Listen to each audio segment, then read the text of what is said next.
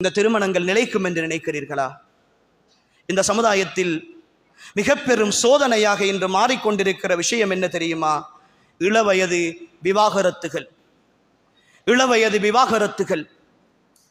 அன்புக்குரிய சகோதரிகளே, இன்று நவீனமாக மாறி வருகிற இன்னும் ஒரு கலாச்சாரம் போட்டோஷூட் கலாச்சாரம். பேசுவதற்கு அவலட்சணமாக இருக்கிறது, அசிங்கமாக இருக்கிறது சகோதரிகள். பார்க்கிற பொழுது மனவேதனையாக இருக்கிறது. பொத்தி பொத்தி வளர்த்த பிள்ளை, எல்லா மார்க்க அறிவுகளை மூட்டி வளர்த்த பிள்ளை, இன்னும் ஒரு பக்கம் சொல்ல போனால் மதரசாவுக்கு அனுப்பி மௌலவியா என்ற பட்டத்தோடு மார்க்கத்தை சுமந்து வந்திருக்கிற ஒரு அமானிதமான பிள்ளை.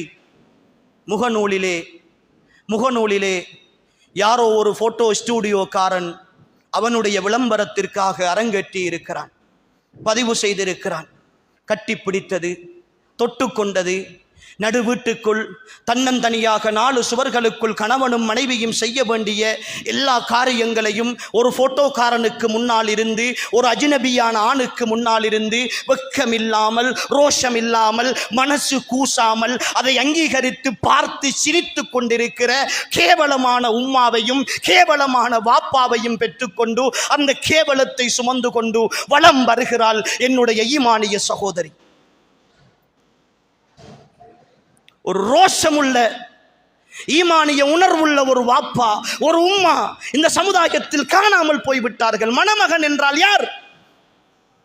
இந்த மார்க்கத்திற்கு விரோதமாக அல்லாஹுக்கு எதிராக நடக்கிற எவனுக்கும் இந்த பூமியில் மதிப்பு கிடையாது.